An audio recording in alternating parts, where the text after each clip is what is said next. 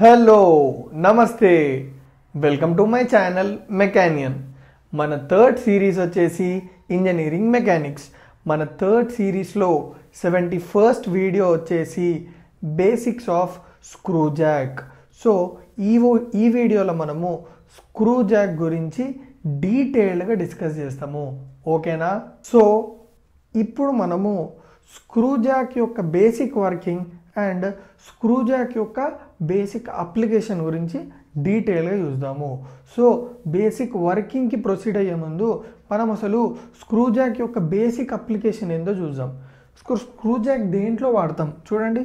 Screw jack is widely used in lifting heavy objects for small displacements.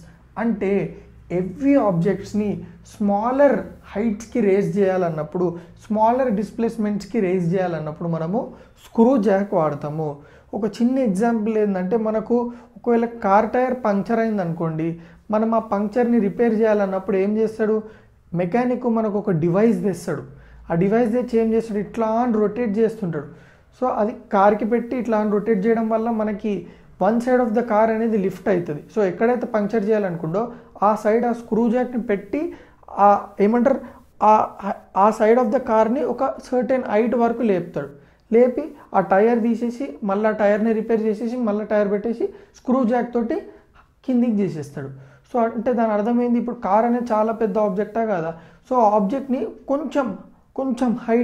కొంచెం హైట్కి raise చేసిందా లేదా. So screw Jack is ఏమంటారు, ఇది ఒక best example screw jack basic అప్లికేషన్కి. So అర్థమైందా?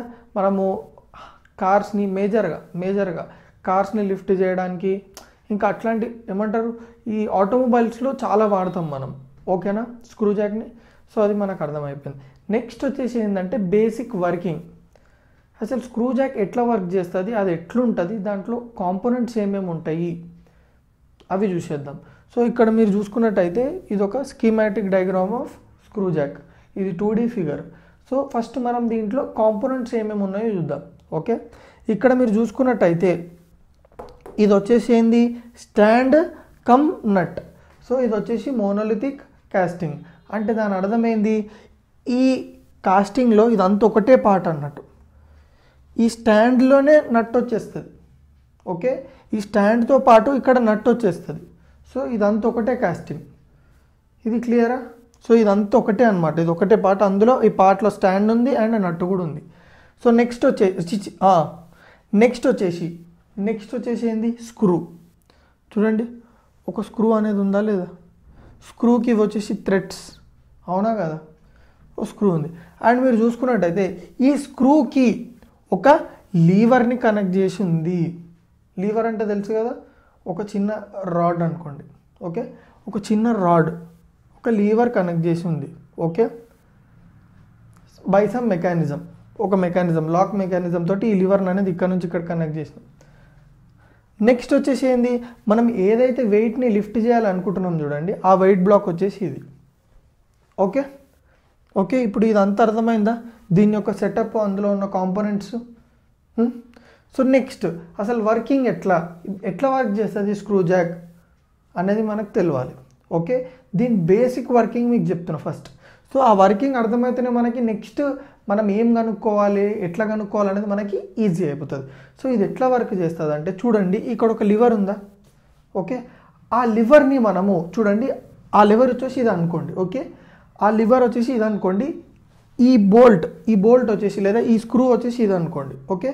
ఇప్పుడు ఈ లివర్ని నేను ఎప్పుడైతే క్లాక్ వైజ్ డైరెక్షన్లో ఇట్లా రొటేట్ చేస్తున్నాను, చూడండి క్లాక్ వైజ్ డైరెక్షన్లో రొటేట్ చేస్తున్నానా లేదా, చూడండి క్లాక్ వైజ్ డైరెక్షన్ ఇట్లా రొటేట్ చేస్తే ఏమవుతుందంటే, చూడండి ఇందులోకించి ఈ నట్లోకించి మెల్లగా ఈ స్క్రూ అనేది ఇట్లా మీదికి లేస్తుంటుంది.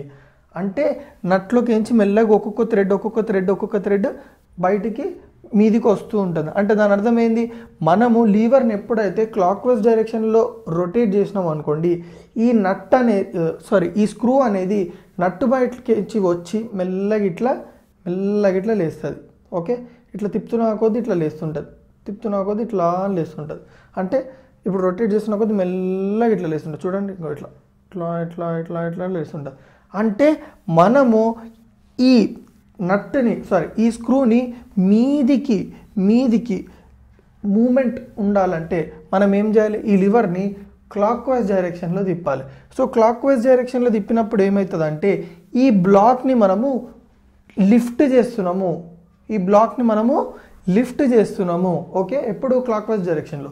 సో అదే మీరు యాంటీ క్లాక్ వైజ్ డైరెక్షన్లో ఈ లివర్ని తిప్పిన అనుకోండి, ఏమవుతుంది, ఈ స్క్రూ ఏదైతుందో అది నట్టు లోపలికి వెళ్ళిపోతుంటుంది మెల్లమెల్లగా. అంటే ఏమవుతుంటుంది, కిందికి వస్తుంటుంది మెల్లగా, ఇట్లా కిందికి వస్తుంటుంది. అంటే దాని అర్థమైంది యాంటీ క్లాక్ వైజ్లో మనం ఈ లివర్ని రొటేట్ చేసినప్పుడు స్క్రూ అనేది డిసెండ్ అవుతుంది. డిసెండ్ అంటే కిందికి వెళ్ళడము.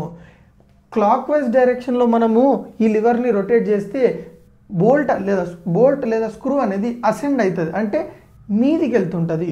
సో మనము వెయిట్స్ని లిఫ్ట్ చేయడానికి, వెయిట్స్ని డిసెండ్ చేయడానికి మనము ఈ స్క్రూ జాక్ వాడతాము. సో బేసిక్ ఫంక్షన్ క్లియర్గా అర్థమైంది కదా. ఎప్పుడైతే ఇది రొటేట్ చేస్తామో క్లాక్ వైజ్ డైరెక్షన్లో స్క్రూ అనేది నట్లోకి నుంచి మెల్లగా బయటకు వచ్చి మూమెంట్ అనేది మీదికి ఉంటుంది, ఓకే, మూమెంట్ అనేది మీదికి ఉంటుంది. ఎప్పుడైతే ఈ లివర్ని యాంటీ క్లాక్ వైజ్ డైరెక్షన్లో తిప్పినామో మూమెంట్ అనేది కిందికి ఉంటుంది, అంటే నట్టు లోపలికి వెళ్ళిపోతుంటుంది మెల్లగా స్క్రూ అనేది. సో క్లియర్గా అర్థమైందా, ఓకేనా. సో ఇప్పుడు మనము స్క్రూకి సంబంధించిన కొన్ని టర్మినాలజీస్ మనము డిస్కస్ చేద్దాము, ఓకే. ఇప్పుడు మనకి ఈ టర్మినాలజీ అర్థమైతేనే నెక్స్ట్ మనం కనుక్కోవాల్సినవి ఏవైతే ఉన్నాయో అవి మనకి ఈజీగా అర్థమవుతాయి. సో ఫస్ట్ మనము స్క్రూలో ఉన్న కొన్ని బేసిక్ టర్మినాలజీని చూద్దాం, ఓకే. సో ఇక్కడ మీరు చూసుకున్నట్టయితే ఫస్ట్ ఫిగర్ చూడండి. ఫిగర్లో ఈ టాప్ పార్ట్ ఉంటుంది చూడండి, మనకి స్క్రూస్లో తెలుసు కదా, ఇక్కడ టాప్ పార్ట్ ఉందా, దాన్ని మనం ఏమంటామంటే స్క్రూ హెడ్ అని అంటాం, ఓకేనా, స్క్రూ హెడ్ అని అంటాం, ఓకే. నెక్స్ట్ ఇప్పుడు ఇవి ఆల్రెడీ మీకు తెలుసు, థ్రెడ్స్. ప్రతి ఒక్క స్క్రూకి థ్రెడ్స్ ఉంటాయి. థ్రెడ్స్ ఎందుకు, ఫాస్టనింగ్ కానీ లూజనింగ్ చేయాలంటే, ఫాస్టనింగ్ అంటే లోపలికి తీసుకెళ్ళడం, లూజనింగ్ అంటే బయటకు తీసుకురావడం, అంటే స్క్రూని లోపలికి ఫిక్స్ చేయాలన్నా లేకపోతే లూజన్ చేయాలన్నా కానీ ఈ థ్రెడ్సే మనకి యూజ్ అవుతాయి, ఓకే, అర్థమైందా. సో ఇప్పుడు మనం ఇంకా కొంచెం డీటెయిల్గా ఇంకేముంది వాటి లోపల ఇన్వాల్వ్ అయిన టర్మినాలజీ చూద్దాం. ఫస్ట్ వచ్చేసి ఏంటంటే pitch of the thread, that is denoted by letter P. అంటే పిచ్ అంటే ఏంది అనేది తెలియాలి మనకు. అంటే ఏంటంటే ఇక్కడ మీరు చూడండి థ్రెడ్స్ ఉన్నాయి. ఇప్పుడు ఒక 2 థ్రెడ్స్ని కన్సిడర్ చేస్తున్నాను నేను. ఇదొక థ్రెడ్ అనుకోండి, ఇదొక థ్రెడ్ అనుకోండి. ఇప్పుడు ఈ 2 థ్రెడ్స్ మధ్యలో ఏదైతే డిస్టెన్స్ ఉందో, ఓకే, ఈ థ్రెడ్కి మధ్యలో ఏదైతే డిస్టెన్స్ ఉందో దాన్ని పిచ్ అంటాం. అంటే ఏంది, pitch is defined as the distance between 2 consecutive threads. Consecutive threads అంటే ఒకదాని తర్వాత ఇంకొక థ్రెడ్ ఏదైతే ఉంటుందో అట్లాంటి 2 థ్రెడ్స్ మధ్యలో ఉండే డిస్టెన్స్ని మనం పిచ్ అంటాం. కన్జిక్యూటివ్ అంటే వన్ ఆఫ్టర్ ది అదర్, ఒకదాని తర్వాత ఒకటి. సో ఈ 2 థ్రెడ్స్కి మధ్యలో ఉండే డిస్టెన్స్ని మనం పిచ్ అని అంటాం. So pitch of the thread క్లియర్గా అర్థమైపోయిందా. Next lead of the screw head. ఏంది, lead of the screw head అంటే దాని అర్థం ఏంటంటే the axial distance covered by the screw for 1 complete rotation. అంటే దాని అర్థం ఏంది, ఎప్పుడైతే ఈ లివరు ఒక కంప్లీట్ రొటేషన్ చేస్తుందో, ఆ కంప్లీట్ రొటేషన్ చేసినప్పుడు ఈ నట్ ఎంతైతే డిస్టెన్స్ ట్రావెల్ చేస్తుందో ఏ డైరెక్షన్లో, ఈ డైరెక్షన్లో చూడండి, యాక్సియల్ డైరెక్షన్ అంటే ఇది. So the distance travelled by the screw for 1 complete rotation is called lead of the screw. అంటే ఒక రొటేషన్ అయినప్పుడు యాక్సియల్గా ఈ స్క్రూ అనేది ఎంత డిస్టెన్స్ ట్రావెల్ చేస్తుంది, 1 మీటరా, 2 మీటరా, 3 మీటరా. 1 కంప్లీట్ రెవల్యూషన్కి యాక్సియల్ డిస్టెన్స్లో యాక్సియల్ డిస్టెన్స్లో ఎంత డిస్టెన్స్, యాక్సియల్ డైరెక్షన్లో ఎంత డిస్టెన్స్ కవర్ చేస్తుందో దాన్నే మనం ఏమంటాము, lead of the screw head. So క్లియర్గా అర్థమైందా. నెక్స్ట్ వచ్చేసి హెలిక్స్ యాంగిల్. సో అసలు హెలిక్స్ యాంగిల్ అంటే ఏంది, ఓకే, దాన్ని అర్థం చేసుకోవాలంటే మనకు కొంచెం బేసిక్స్ రావాలి, ఓకే. అందుకే ఫస్ట్ ఈ 2 చెప్పిన, ఈ 2 చెప్తే మనకి ఈజీ అయిపోతుంది. చూడండి నేను ఒక 2 థ్రెడ్స్ కన్సిడర్ చేస్తాను. సో ఇవే 2 థ్రెడ్స్ కన్సిడర్ చేసిన, అవి కొంచెం మ్యాగ్నిఫై చేసి గీసుకున్నా. సో ఈ బ్లూ లైన్ వచ్చేసి ఏంది, పిచ్చా కదా.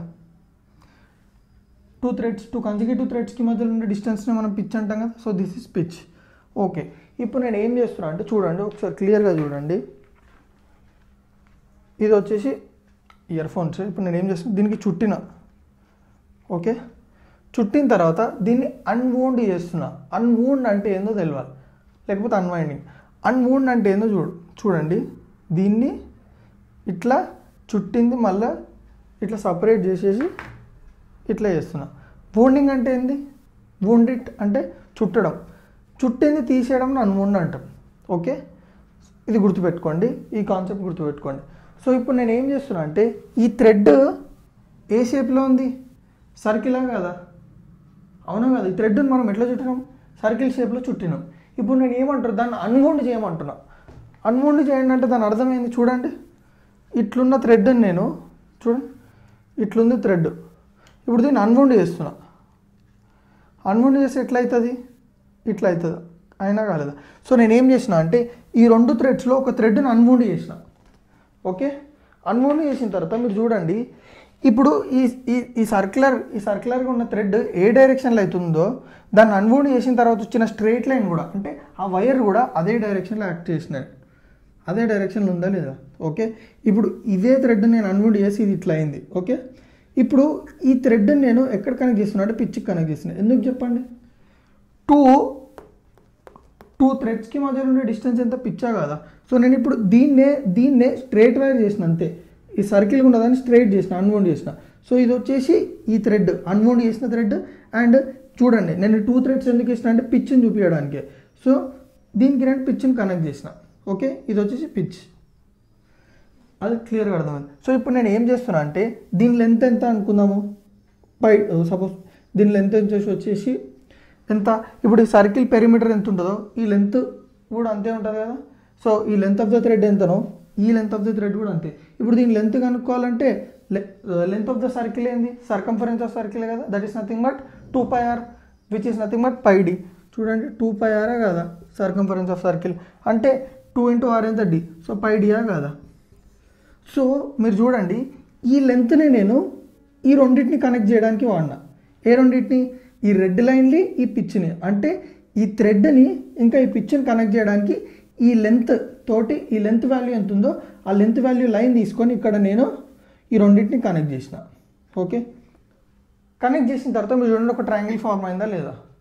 దీంతో ట్రయాంగిల్ ఫామ్ చేసిన ఈ స్క్రూ థ్రెడ్ ఏదైతే ఉందో స్క్రూ థ్రెడ్ నేను అన్వౌండ్ చేసి ఒక స్ట్రైట్ లైన్, ఒక స్ట్రైట్ వైర్ లెక్క చేసుకున్నా. ఆ స్ట్రైట్ వైర్ని కూడా క్రాస్గానే పెట్టుకుని, ఇది ఎట్లుందో అట్లనే. అండ్ ఈ స్ట్రైట్ లైన్ని ఏమన్నా ఈ క్రాస్ ఉన్న స్ట్రైట్ లైన్ని పిచ్తో కనెక్ట్ చేసిన. చూడండి, పిచ్తో కనెక్ట్ చేసిన.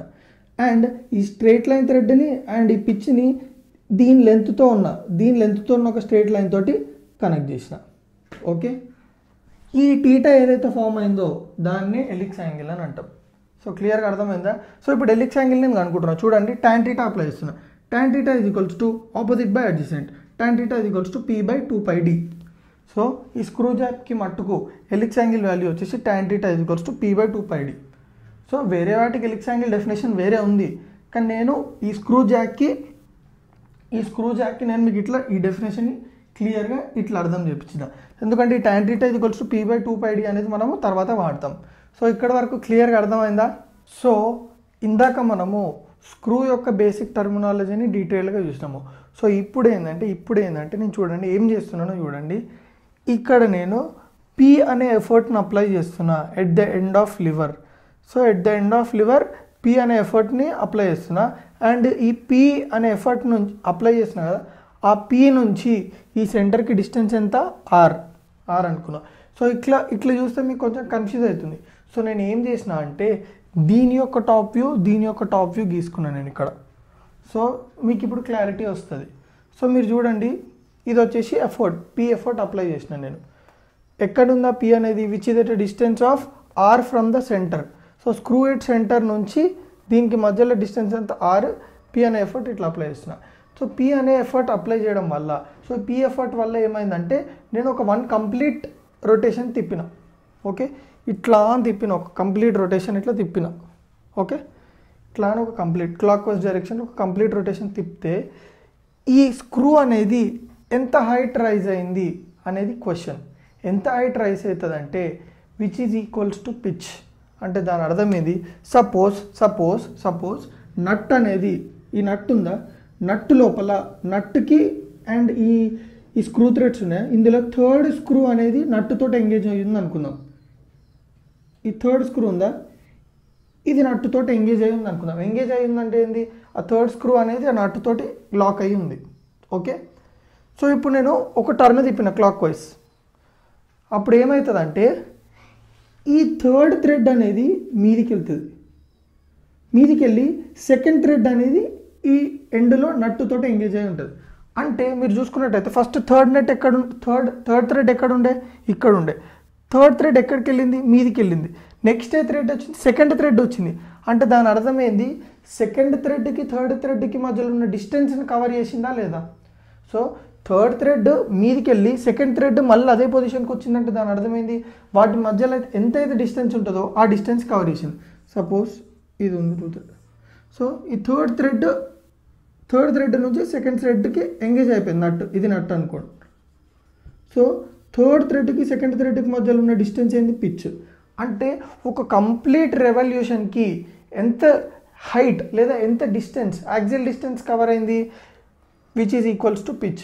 పిచ్ ఎంత ఉంటుందో అంత డిస్టెన్స్ యాక్సియల్ డిస్టెన్స్ కవర్ అయింది ఈ స్క్రూ ద్వారా. ఓకే, అది మీరు గుర్తుపెట్టుకోండి. ఓకే, ఇప్పుడు నేను ఏం చేస్తున్నా అంటే ఇప్పుడు ఈ పీ వల్ల, ఈ పీ ఎఫర్ట్ వల్ల ఎంత ఎఫెక్ట్ అయితే ప్రొడ్యూస్ అయిందో, అంటే ఏం ఎఫెక్ట్ ప్రొడ్యూస్ అయింది, స్క్రూ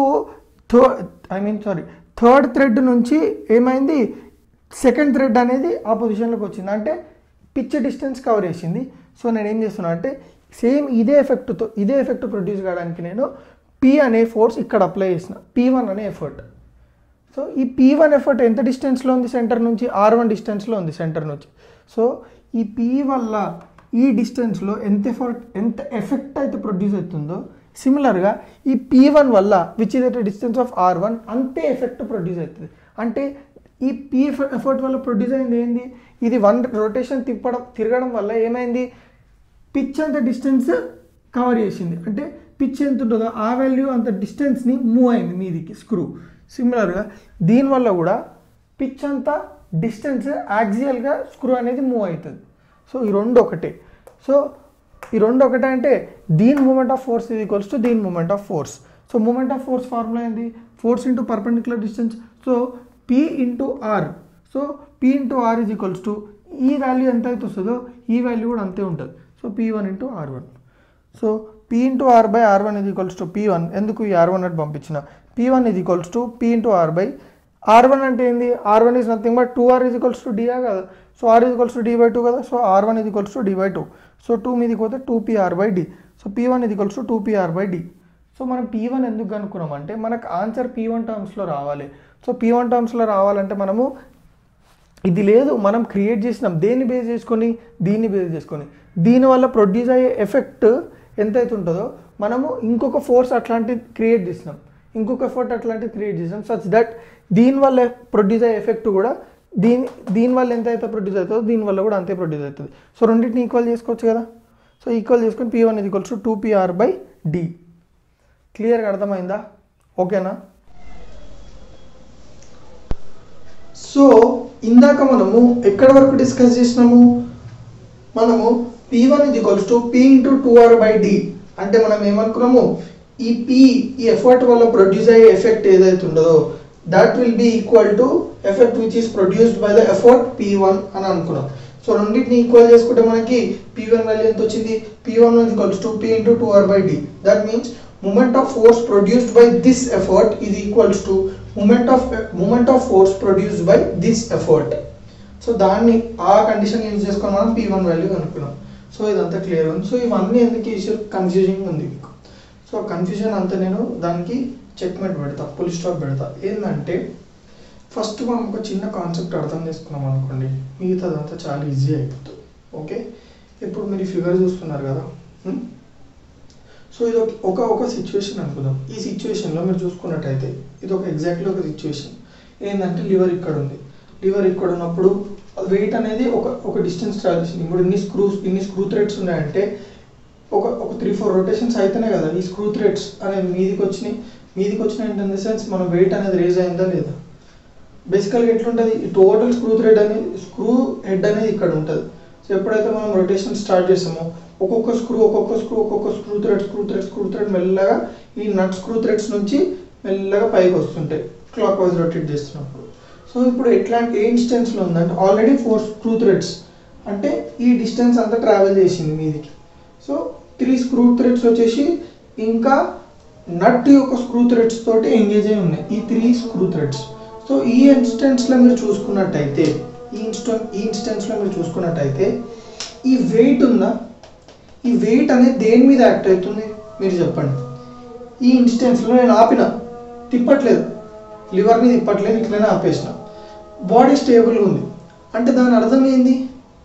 బాడీ స్టేబుల్గా ఉందంటే ఈ వెయిట్ని ఏది భరిస్తుంది, ఏది విత్ స్టాండ్ చేస్తుంది, ఇందులో ఏ పార్ట్ విత్ స్టాండ్ చేస్తుంది? స్క్రూ హెడ్డా? కాదు. ఈ థ్రెడ్సా? కాదు.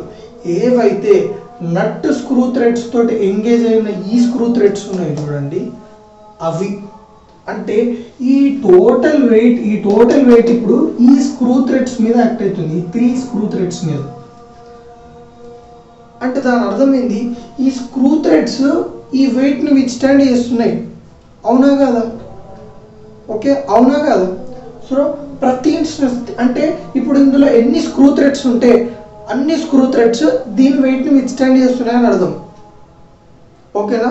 సో ఇప్పుడు మీరు తిప్పేటప్పుడు ఇట్లా క్లాక్ వైజ్ డైరెక్షన్లో తిప్పుతున్నప్పుడు ఒక్కొక్కటి మీదికి, ఐ మీన్ బాడీ స్క్రూ అనేది మీదికి వెళ్తూనే ఉంటుంది, కానీ మీదికి వెళ్తున్నా కానీ ఇందులో ఎన్నైతే స్క్రూస్ ఉంటాయో, ఎన్నైతే స్క్రూ థ్రెడ్స్ ఉంటాయో ఆ స్క్రూ థ్రెడ్స్ మొత్తం దీని యొక్క వెయిట్ని ఈ స్క్రూ థ్రెడ్సే విత్ స్టాండ్ చేస్తాయి. అంటే దాని అర్థం ఏంది? ఈ వెయిట్ అంతా ఈ స్క్రూ థ్రెడ్స్ మీద యూనిఫామ్గా యాక్ట్ అవుతుంది. అంటే ప్రతి ఒక్క స్క్రూ థ్రెడ్ మీద వెయిట్ అనేది, టోటల్ వెయిట్ అనేది యాక్ట్ అవుతుంది. సో ఇది మీకు అర్థమైంది కదా? సో ఇప్పుడు నేను ఏం చేస్తున్నా అంటే ఒక్క స్క్రూ థ్రెడ్ తీసుకున్నా, ఆ ఒక్క స్క్రూ థ్రెడ్ని మనం ఇందాక ఎలిప్స్ యాంగిల్ డిస్కస్ చేసినావా లేదా? Ellipse angle. సో నేను ఏం చేస్తున్నా అంటే అదే స్క్రూని నేను సర్కిల్ ఉంది కదా అన్వైండ్ చేస్తున్నా. మీకు ఆల్రెడీ చెప్పిన ఇట్లుండే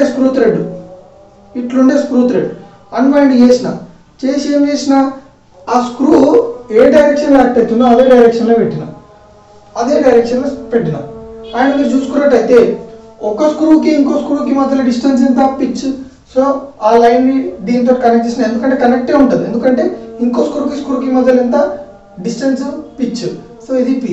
తర్వాత ఏం చేసిన, దీని లెంత్ ఏదైతే ఉంటుందో, ఇప్పుడు ఏదైతే ఈ లెంత్ ఉంటుందో అంటే ఈ సర్క్యులర్ థ్రెడ్ లెంత్ ఎంత? సర్కంఫరెన్స్ కదా, సర్కంఫరెన్స్ ఎంత? πd. సో అదే లెంత్ ఉన్న ఒక స్ట్రేట్ లైన్ని ఈ వైర్కి అండ్ ఈ పిచ్ లైన్కి కనెక్ట్ చేసిన. That is nothing but πd. అంటే దాని అర్థం ఏంది? ఇప్పుడు నేను ఇదే వైర్ని నేను ఇట్లా రిప్రజెంట్ చేసుకున్నాను. ఓకే, అంటే ఇప్పుడు ఈ వైర్ మీద ఈ లోడ్ యాక్ట్ అవుతుంది అంటే అది ఏదైతే, I mean nut screw threads తోటి ఎంగేజ్ అయిన స్క్రూ థ్రెడ్స్ ఏవైతున్నాయో ఆ ఒక్క స్క్రూ థ్రెడ్ ఇందులో తీసుకుంటున్నాం. సో ఈ 3 స్క్రూ థ్రెడ్స్ మీద వెయిట్ అనేది ఈక్వల్గా యాక్ట్ అవుతుంది. అంటే నేను ఒక స్క్రూ థ్రెడ్ తీసుకున్నా, ఆ స్క్రూ థ్రెడ్ తీసుకొని దాన్ని జస్ట్ ఇట్లా రిప్రజెంట్ చేసుకున్నాను. అర్థమైందా? అంటే ఇప్పుడు వెయిట్ యాక్ట్ అవుతుంది, దాని మీద వెయిట్ యాక్ట్ చేసిన.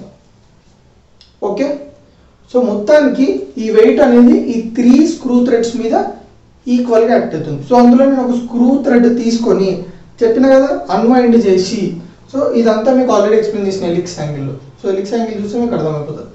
సో ఈ సెటప్ చూడండి. ఇప్పుడు అంటే దాని అర్థం ఏంది? టోటల్గా ఈ బ్లాక్ అనేది దీని మీద ఉన్నట్టే కదా, ఇప్పుడు వెయిట్ వీటి మీద యాక్ట్ అవుతుందంటే ఈ బ్లాక్ అనేది థ్రెడ్స్ మీద ఉన్నట్టే కదా. సో థ్రెడ్స్ మీద ఉన్నట్టు నేను అనుకుంటున్నాను. అంటే దాని అర్థం ఏంది? ఇది ఇక్కడున్నా రెండు సెటప్ సేమే, ఎందుకంటే ఇది ఇక్కడున్న వీటి మీదనే యాక్ట్ అవుతుంది. సో దాని అర్థం ఏంది? ఇప్పుడు వీటి మీద యాక్ట్ అవుతుంది అంటే అర్థమైంది ఆ బాడీ కూడా ఇంక్లైన్డే ఉన్నట్టు, అంటే ఇప్పుడు ఈ ఇంక్లైన్ ప్లేన్ మీదే బాడీ ఉన్నట్టు అని అర్థం. ఓకే, ఆ ఇంక్లైన్ ప్లేన్ వచ్చేసి దీన్నే మనం ఏం చేసుకున్నాం, ఈ థ్రెడ్ని అట్లా తీసుకొని చేస్తాం. సో అర్థమైంది ఎక్కడ వరకు? అండ్ ఇప్పుడు మీరు చూడండి, ఇప్పుడు ఫోర్సెస్ ఏమేమి యాక్ట్ అవుతున్నాయో చూద్దాం. ఓకే, మనము P1 ఎఫర్ట్ అప్లై చేసినామా లేదా? సో P1 ఎఫర్ట్ ఇక్కడ ఈ డైరెక్షన్లో అప్లై చేస్తాం, ఎందుకంటే బాడీ ఎట్లా పోవాలి? మీదికి పోవాలి కదా, మీదికి పోవాలా లేదా? సో మీదికి పోవాలంటే నేను P1 ఎఫర్ట్ ఎట్లా అప్లై చేయాలి? ఇటు సైడ్ అప్లై చేయాలి, ఎందుకంటే ఈ P1 ఎఫర్ట్ మనం ఎందుకు యూజ్ చేస్తున్నాము? స్క్రూని మీదికి తీసుకెళ్ళడానికే కదా. సో ఈ P1 ఎఫర్ట్ ఈ ఇన్స్టెన్స్లో, ఈ సిచ్యువేషన్లో ఇట్లా అప్లై చేయాలి. కానీ మనము ఇప్పుడు ఈ అనుకున్న ఈ కేసులో P1 ని నేను ఎట్లా అప్లై చేస్తే బాడీ అనేది మీదికి వెళ్తుంది, డెఫినెట్గా ఈ డైరెక్షన్లో, అంటే ఈ డైరెక్షన్లో మీదికి వెళ్తుంది. ఓకే, సో P1 అనేది మీదికి వెళ్ళింది. నెక్స్ట్ ఇంకొక ఫోర్స్ ఏం యాక్ట్ అవుతుంది, of course weight of the block, అవునా కదా. అండ్ ఇక్కడ మీరు చూసుకున్నట్టయితే ఈ బ్లాక్ అనేది ఇప్పుడు ఆ థ్రెడ్ మీద ఉందా లేదా, అంటే ఇప్పుడు ఈ బ్లాక్ కి ఈ థ్రెడ్ కి మధ్యలో ఫ్రిక్షనల్ ఫోర్స్ డెవలప్ అవుతుందా కదా, రెండు సర్ఫేసెస్ మధ్యలో. సో ఫ్రిక్షనల్ ఫోర్స్ డెవలప్ అయిందంటే చూడండి, ఫస్ట్ మనం బాడీ యొక్క మోషన్ చూసుకోవాలి. బాడీ యొక్క మోషన్ ఎటు సైడ్ ఉంది, ఇటు సైడ్ కదా, మీదికి వెళ్ళాలి కదా బాడీ, అంటే మీదికి వెళ్ళాలి కదా. మీదికి వెళ్ళాలంటే బాడీ మోషన్ మీదికి ఉంది. ఫ్రిక్షన్ ఏ డైరెక్షన్లో ఉంటుంది, దానికి ఆపోజిట్ డైరెక్షన్లో ఉంటుంది. అర్థమైందా. అండ్ టూ సర్ఫేసెస్ కాంటాక్ట్లో ఉన్నప్పుడు ఏ ఫోర్స్ యాక్ట్ అవుతుంది, కాంటాక్ట్ ఫోర్స్ యాక్ట్ అవుతుంది. అంటే కాంటాక్ట్ ఫోర్స్ వచ్చేసి నార్మల్ టు ద సర్ఫేస్ ఉంటుంది. సో నేను చూడండి, నార్మల్ టు ద సర్ఫేస్ అంటే 90 డిగ్రీసా కాదు. So normal to the surface ఉంది అన్నప్పుడు నేను ఏం చేస్తున్నా అంటే ఇదే ఫోర్స్ నేను కిందికి ఎక్స్టెండ్ చేసుకొని ఈ హారిజాంటల్ సర్ఫేస్కి కనెక్ట్ చేసుకున్నా. ఇప్పుడు ఇది 90 అయింది అనుకోండి, ఇది కూడా 90, ఎందుకంటే ఈ టూ రేస్కి మధ్యలో యాంగిల్ ఎంత 180 డిగ్రీస్. సో ఇది 90, ఇట్లా ఎక్స్టెండ్ చేసుకున్నా, ఇది థీటా, ఇది ఒక ట్రయాంగిల్ ఫామ్ చేస్తుంది, రైట్ యాంగిల్ ట్రయాంగిల్. ఇప్పుడు ఇది 90, ఇది థీటా, ఇది ఎంత అవుతుంది చెప్పండి. According to triangle law some of all angles in the triangle is equal to 180 degrees. అంటే 90 plus theta plus x is equals to 180. x is equals to 180 minus 90, 90 minus theta. అంటే ఇక్కడ ఎంత వచ్చింది మనకి, x యాంగిల్ 90 minus theta. అంటే దాని అర్థం ఏంది చూడండి, the reaction force is making an angle 90 minus theta with the horizontal. అంటే దాని అర్థం ఏంది, ఇవి రెండు ప్యారలల్ కదా, ఈ యాక్సిస్ చూడండి, ఈ యాక్సిస్ ఇది హారిజాంటల్ గా, ఈ రెండు ప్యారలల్ అయితే ఇప్పుడు ఈ రియాక్షన్ ఫోర్స్ ఈ హారిజాంటల్ ఫ్లోర్ తోటి ఈ హారిజాంటల్ ఫ్లోర్ తోటి ఎంత యాంగిల్ అయితే మేక్ చేస్తుందో ఈ రియాక్షన్ ఈ యాక్సిస్ లో కూడా ఎక్స్ యాక్సిస్ తోటి అంత యాంగిల్ మేక్ చేస్తుంది.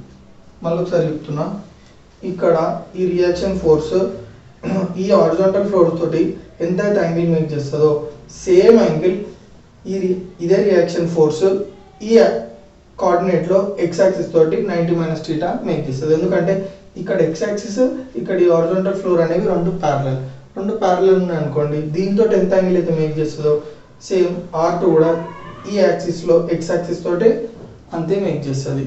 సో అర్థమైందా ఏమేమి ఫోర్సెస్ యాక్ట్ అవుతున్నాయో, P1, నెక్స్ట్ F, తర్వాత W అండ్ R2. సో ఇక్కడ క్లియర్గా అర్థమైందా, ఓకేనా.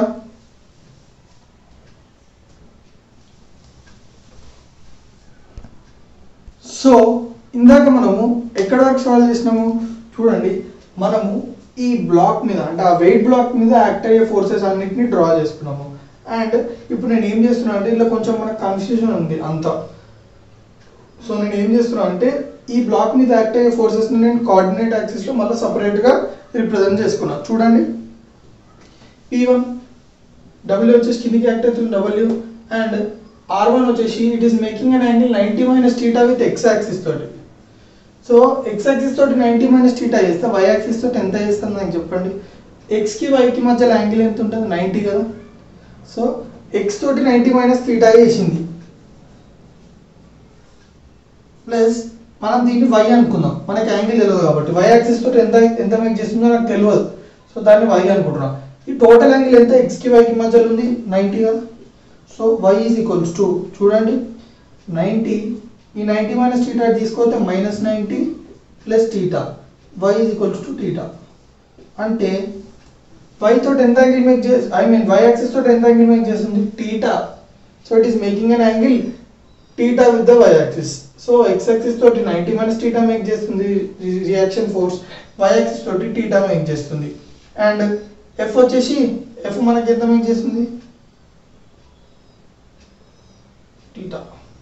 ఓకే, సో ఇక్కడ మీరు చూసుకున్నట్టయితే కరెక్ట్ చూసుకున్నట్టయితే నేను ఏం చేస్తున్నా అంటే ఎఫ్ ఉందా ఆర్ ఉందా, ఈ ఎఫ్ ఆర్ని రిప్లేస్ చేస్తున్నా. ఎట్లనో చూడండి, మనకి ఆల్రెడీ తెలుసు ఏంటంటే సపోజ్ నేను ఇప్పుడు ఒకటి కన్సిడర్ చేస్తున్నా. చూడండి, ఒక బ్లాక్ ఉంది, ఆ బ్లాక్ వచ్చేసి ఒక హారిజాంటల్ ఫ్లోర్ మీద రెస్ట్ అయ్యి ఉంది. అండ్ నేను ఒక ఫోర్స్ అప్లై చేసిన ఎం అనే ఫోర్స్ అప్లై చేసిన. అప్పుడు ఏమవుతుంది, M అనే ఫోర్స్ అప్లై చేసినప్పుడు దీనికి ఎగ్జాక్ట్ ఆపోజిట్లో ఈ టూ సర్ఫేసెస్ మధ్యలో ఒక ఫోర్స్ డెవలప్ అవుతుంది. దాన్ని మనం ఏమంటాం, ఫ్రిక్షనల్ ఫోర్స్ అని అంటాం. సో ఇది వచ్చేసి ఫ్రిక్షనల్ ఫోర్స్. ఓకే, ఇది అయితే ఇది కూడా ఈక్వల్. సో ఇది ఫ్రిక్షనల్ ఫోర్స్. ఇప్పుడు నేను ఏం చేస్తున్నా అంటే చూడండి, ఫ్రిక్షనల్ ఫోర్స్కి రిజల్టెంట్కి, ఫ్రిక్షనల్ ఫోర్స్కి నార్మల్ రియాక్షన్కి నేను రిజల్టెంట్ కనుక్కుంటున్నా. అంటే దాని అర్థం ఏంది, ఈ రిజల్టెంట్ రియాక్షన్ వల్ల అండ్ ఈ ఫ్రిక్షనల్ ఫోర్స్ వల్ల ప్రొడ్యూస్ అయ్యే ఎఫెక్ట్ నేను ఒక సింగిల్ క్వాంటిటీగా రిప్రజెంట్ చేసుకుంటున్నా. దాన్నే రిజల్టెంట్ అంటాను. అంటే దీని టోటల్ ఈ రెండింటి వల్ల ప్రొడ్యూస్ అయ్యే ఎఫెక్ట్ నేను ఒక సింగిల్ క్వాంటిటీగా రిప్రజెంట్ చేసుకుంటున్నా. That is nothing but resultant. Okay, and ఈ రిజల్టెంట్ వచ్చేసి ఎంత యాంగిల్ మేక్ చేస్తుంది, R తోటి 5. దాన్నే మనం ఏమంటాం అంటే యాంగిల్ ఆఫ్ ఫ్రిక్షన్ అని అంటాం. సో దాన్ని ఎట్లా అనుకుంటాం, tan phi is equals to opposite angle f by adjacent length r, f by r. So tan phi is equals to f by r, which is nothing but mu అని కూడా అంటాం. So నా friction నా videos చూస్తే మీకు క్లియర్గా అర్థమవుతుంది. అంటే నేను ఏం చేస్తున్నా ఇక్కడ, ఫ్రిక్షనల్ ఫోర్స్ని నార్మల్ రియాక్షన్ని ఒక క్వాంటిటీతో రిప్లేస్ చేస్తున్నా. దాన్నే మనం ఏమంటాం, రిజల్టెంట్ అని అంటాం. సో ఇదే కాన్సెప్ట్ నేను ఇక్కడ వాడినా.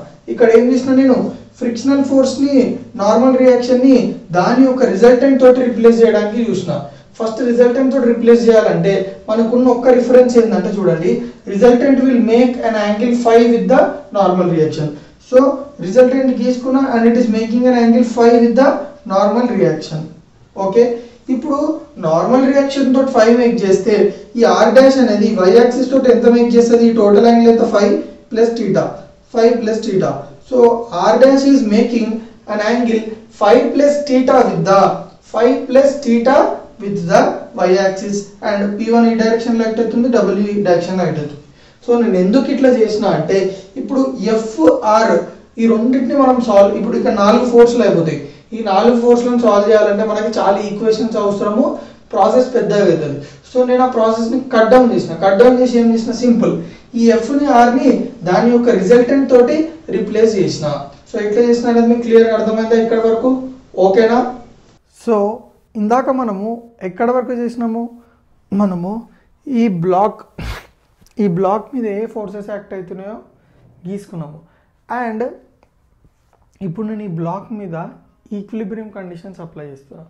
అంటే దాని అర్థం ఏంది, ఈ బ్లాక్ వచ్చేసి రెస్ట్లో ఉందనుకుంటున్నాను. అంటే నేను ఏ ఇన్స్టెన్స్లో తీసుకున్నా చూడండి మీరు ఎగ్జాక్ట్గా, నేను ఈ లివర్ని తిప్పట్లేదు అంటే బాడీ రెస్ట్లో ఉంది కదా, అంటే బ్లాక్ రెస్ట్లో ఉంది కదా. బ్లాక్ రెస్ట్లో ఉన్నా కానీ ఈ బ్లాక్ వెయిట్ ఎవరు ఆపుతున్నారు, ఈ 3 థ్రెడ్స్లో ఏదైనా ఒక థ్రెడ్ కదా. సో నేను ఒక థ్రెడ్ని ఎట్లా తీసుకున్నా, ఆల్రెడీ మీకు ఎలిప్స్ యాంగిల్లో రిప్రజెంట్ చేసుకున్న ఆ థ్రెడ్ని నేను ఇట్లా ఎందుకు కన్సిడర్ చేసినానో క్లియర్ ఎక్స్ప్లెనేషన్ ఉంది. సో ఇప్పుడు ఒక థ్రెడ్ మీద బ్లాక్ అనేది ఉంది, ఏ ఫోర్సెస్ యాక్ట్ అవుతున్నాయో కూడా తీసుకున్నా. ఇప్పుడు దీని మీద ఈక్విలిబ్రియం కండిషన్స్ అప్లై చేస్తున్నా.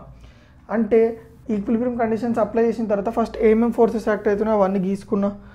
ఆ ఫోర్సెస్ అన్ని గీసుకున్న తర్వాత ఏం చేసిన, నేను అందులో ఉన్న ఫ్రిక్షనల్ ఫోర్స్ని నేను ఇంకా రియాక్షన్ ఫోర్స్ని నేను రిప్లేస్ చేసుకున్న తర్వాత ఒక డయాగ్రామ్ గీసిన. అందులో నుంచి ఇప్పుడు చూడండి, అందులో నుంచి నేను ఇంకో డయాగ్రామ్ గీసిన. అది వచ్చేసి ఇది. అంటే ఇందాక మనం F2 R2 కూడా FR ఉండే కదా, దాన్ని రిప్లేస్ చేసినాం కదా. దాన్ని దేనితో రిప్లేస్ చేసినాం, R డాష్ తోటి. సో రిప్లేస్ చేసిన తర్వాత మళ్ళీ ఒకసారి డయాగ్రామ్ గీసిన, force diagram.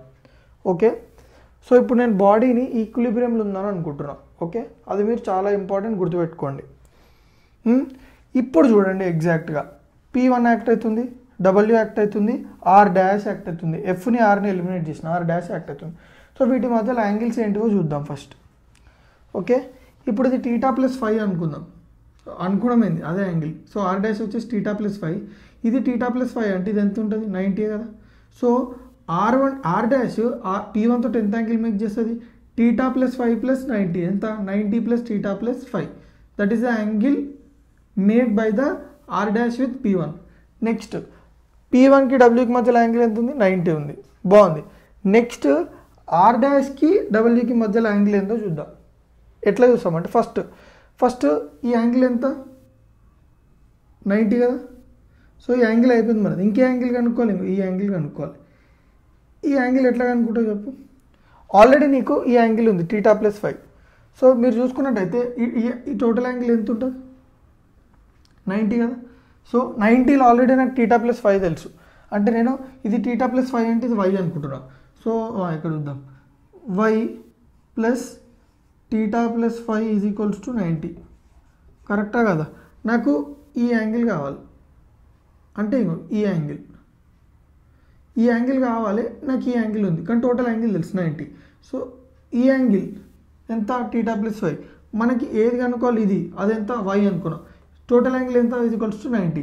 So y is equals to 90 minus theta plus 5.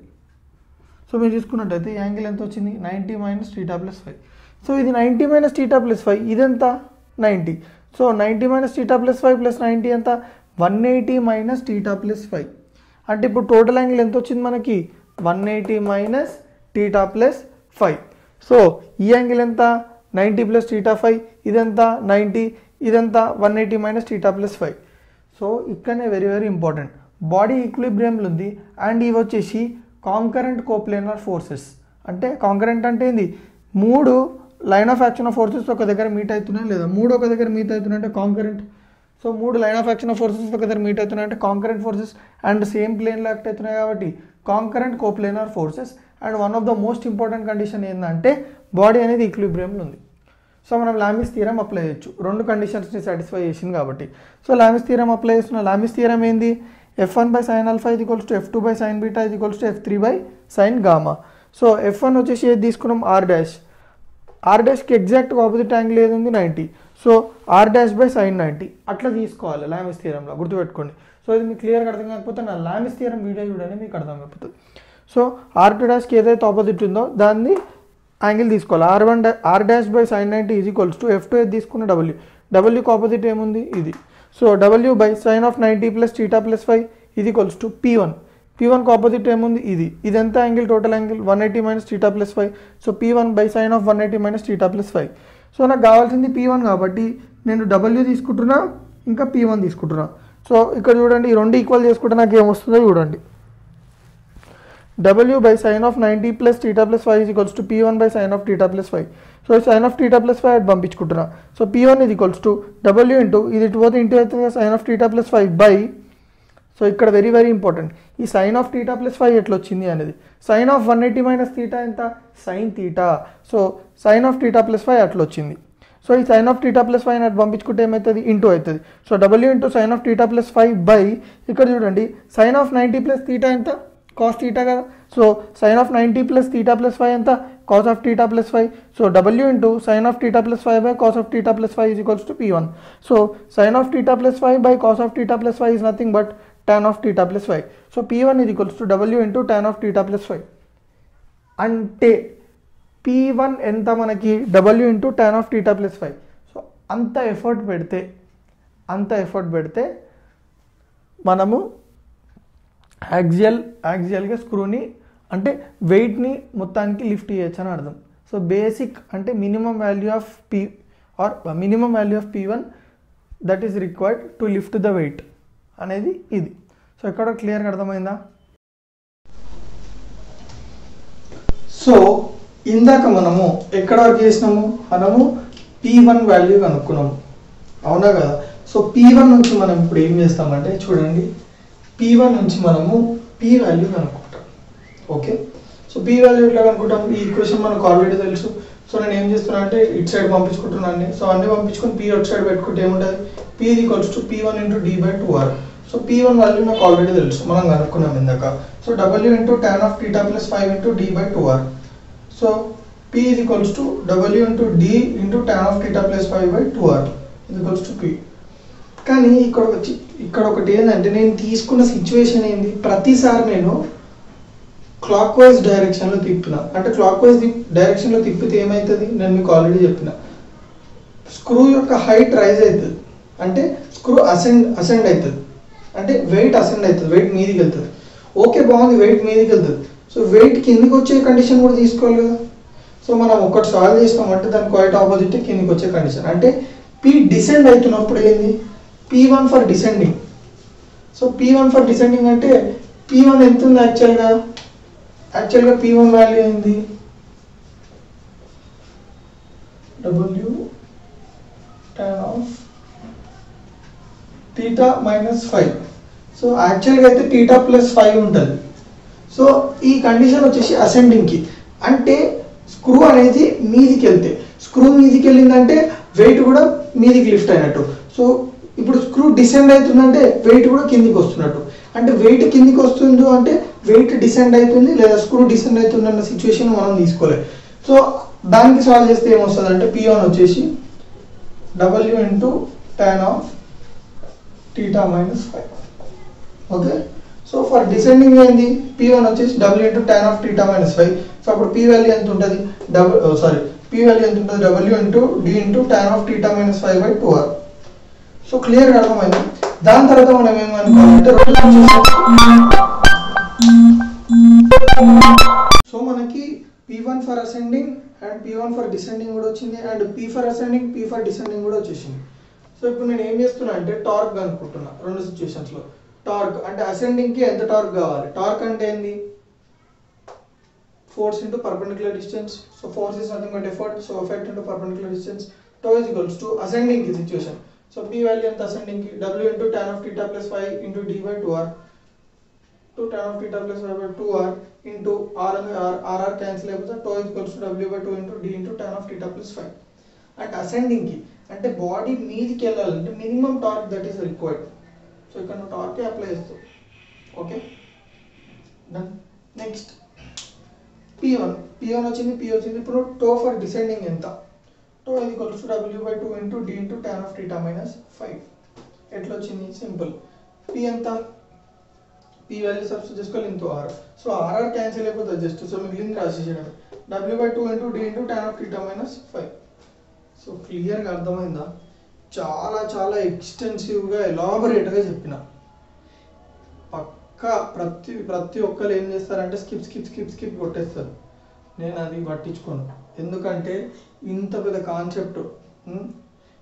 కాన్సెప్ట్ని మీకు ఇట్లా చెప్తేనే అర్థమవుతుంది, లేకపోతే నా బిస్కెట్ అయిపోతారు. సో ఏంటంటే ఎవరికైనా కొంచెం స్లోగా అనిపించిందంటే మీరు కొంచెం 1.5 2లను పెట్టుకోండి, కానీ బేసిక్ వాళ్ళకి అర్థం కావాలని చెప్పి నేను ఇంత ఎక్స్టెన్సివ్గా ఎలాబొరేట్ చేసి చెప్పిన. ఓకేనా, ఎవరికైనా నా వీడియో లెంత్ తోటి ఏమైనా వాళ్ళకి ఏమైనా ప్రాబ్లం అవుతుందంటే చెప్పినా కదా, నా వీడియో కావాలి కానీ లెంత్తో ప్రాబ్లం అవుతుందంటే 2xలో పెట్టేసేయండి, అయిపోతుంది. సో నా వీడియోస్ ఏమన్నా మీకు కొంచెమైనా యూజ్ అయితే తెలుసు కదా ఏం చేయాలి, రైట్.